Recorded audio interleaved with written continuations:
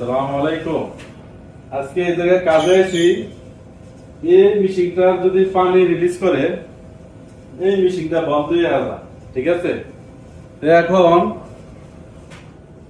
এই যে এই জায়গায় ড্রেন লাইনের পাইপ দুটোটা একই সাথে, এই যে এই একসাথে জয়েন দিয়ে দিছি, ঠিক আছে? এই যে একসাথে জয়েন দিয়ে দিছি মেশিনের দুটোটা পাইপ ড্রেনের।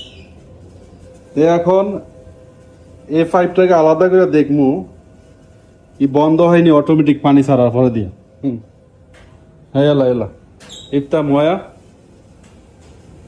ইফতা ময়া দেখেন, এটা বন্ধ হয়ে যাবে অটোমেটিক। আগে এরকম ছিল না, এখন বর্তমানে এরকম হইতেছে, কিসের জন্য বুঝতে পারতেছি না। এই যে মেশিন বন্ধ হয়ে গেছে গা, এটার পানি চালনে এটা বন্ধ হয়ে গেছে গা। হ্যাঁ, এই যে কারেন্ট ঠিক আছে, সব ঠিক আছে, মানে এটার কি সমস্যা? ড্রেন লাইনের পানি চাললে এই মেশিন বন্ধ হয়ে যায়। তো এখন আলাদা করে পাইপ লাগামো, লাগাই দেখমু এটার সমস্যাটার একটা সমাধান হয় কিনা। هذا يجي سكر كهرباء اثنين موجود له اول هذا 4-5 سنه موجود، هذا ماسوره ما في مشكله شغل الحين هذا واحد شهر كده.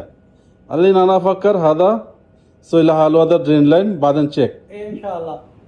এখন নতুন করে পাইপ লাগাই দেখি কি হয়।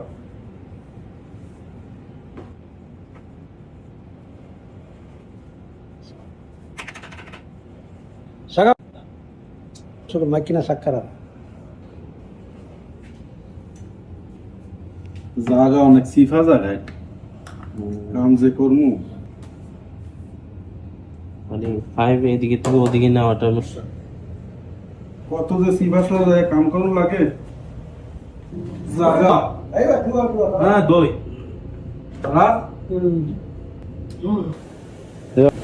هذا مهندس جاية أول في مشكلة كده. إيش مشكلة أول؟ أول هنا مويه وطن هذا ماكينة سكر بدا نجي لقاو له بايب ركب رقم 100 إن شاء الله يجي كويس. يلا افتح مويه شوف চেক। আগে এটা পানি চালু করলে এটা বন্ধ দিতে, এখন দেখি কি অবস্থা। হ্যাঁ ইফতা,